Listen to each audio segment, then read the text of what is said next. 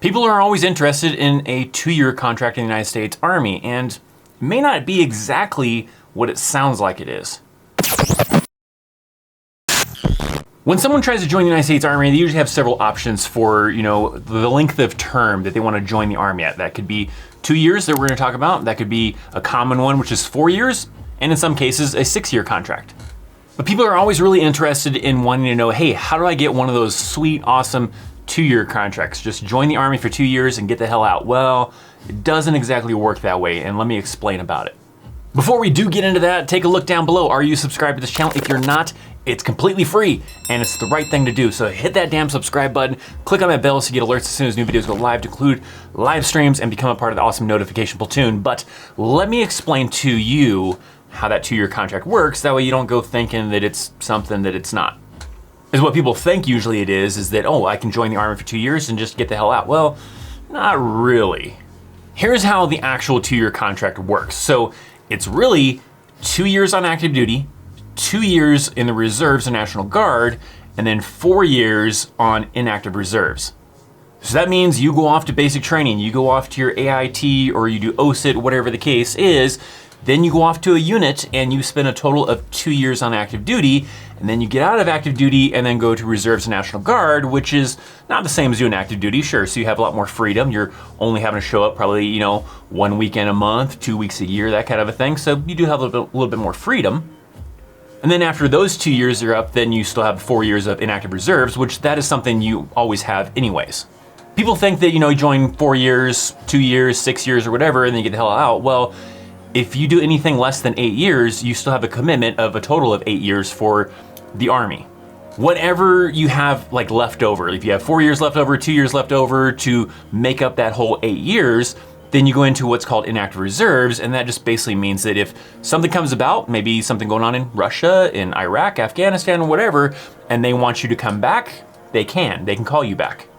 All contracts have that whole thing in there of that you have 8 years total commitment. That might be, 4 years on reserves, 4 years on active duty, whatever the thing is, but total, you have to make up that whole 8 years. If you serve 8 years or more, then you don't have any inactive reserve commitment. So anything less than 8 years, you still could possibly get called back. So that is into the 2-year contract, but that's also in a 4-year contract, that's also in a 6-year contract, whatever.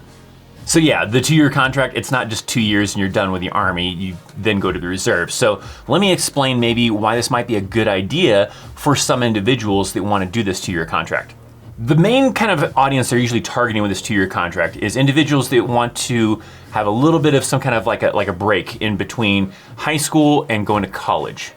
So this individual could go and they graduate high school, right? They sign a 2-year contract with the Army, they go do 2 years in the Army, get some great experience, some great knowledge from the Army, and have that military background, and now switch over to the reserves. When you're in the reserves and National Guard, you're only having to report, like I said, the 2 weekends a month. So you have a lot of free time to maybe go to college. So this would be a great opportunity for those kind of individuals. You get those college benefits from being in the Army now, so you are now able to go as a full-time student to go to college, but you already, have it taken care of because you served, in the Army, you're currently still in the Army actually, and you had that awesome experience of being in active duty for 2 years. So now while in the reserves, you're spending 2 years for college, maybe get an associate's degree. If you want to continue and do a bachelor's degree, well, you're done with the reserves after 2 years. You're still on inactive reserves, but that doesn't mean you really have to do anything unless something happens, you have to get called back and they really need people in your MOS, but you can continue doing college with the GI Bill to be able to use it that way and get a 4-year degree. So even though you did a 2-year contract, technically, you're really serving 4 years in the United States Army because 2 were on active and 2 were in reserves and National Guard. So in the end, it counts as doing a 4-year contract. A lot of people are probably gonna wanna know, hey, what MOSs are available for this? Well, there's actually a ton of MOSs that are usually available for it, but it ultimately usually comes down to you and needs of the Army as well. Because, right now I've seen like that, 11 X-ray to be infantry, 88 Mike, a lot of other MOSs, 19 Delta, a lot of other ones are available for that, but it ultimately comes down to your qualifications because you have to meet certain requirements for like the ASVAB, you have to meet, obviously the normal requirements for joining the military, but also needs of the Army. There are still times where, this MOS might be available for that 2-year contract option during 1 year, but then the next year, because it's not very high in demand, they're like, no, we want people to do a 4-year contract for this, or maybe they're really high in demand, so they're like, no, we don't want you to go to the reserves for this, we need you on active duty. So all this really changes. So usually the best way to find out if the MOS you're interested in is available for that 2-year contract is start a conversation with an Army recruiter. You find a local Army recruiting station near you, talk to that recruiter and find out more information about this 2-year contract, and if your potential MOS that you want to try to get is one of those MOSs that would qualify for that. I actually think it's a pretty good kind of gig, right? I did not know about this type of option when I joined the Army, and I think that probably would have met what my initial intentions were for the Army, and I think it would have been a great option for me had I been offered it.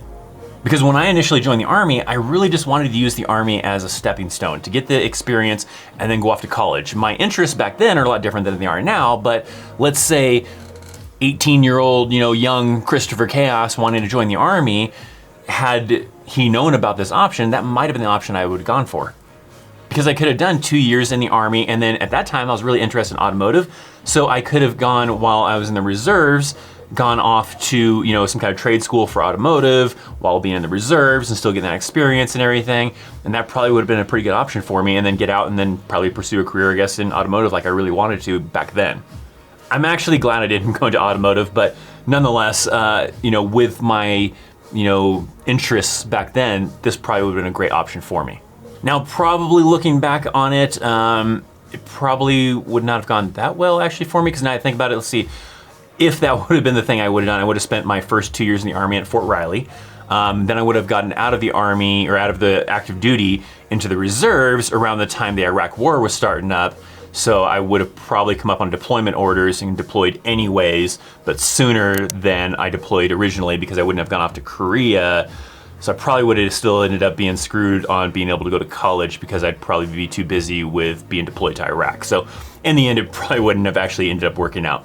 My veteran viewers out there, is this a contract you would have been interested in had it been offered to you, had you known about it? Or maybe those of you out there that are thinking about this option, why is it that you want to do this type of option? Is that something you want to do because you want to go off to college, or just something because you just don't want the big long-term commitment to active duty, because this way only makes it to where you're only responsible for 2 years on active duty rather than 4 years on active duty?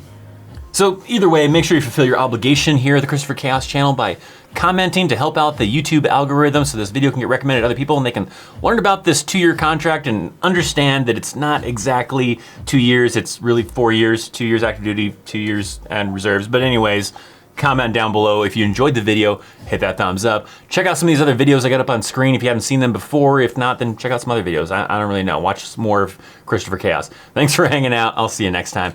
See ya.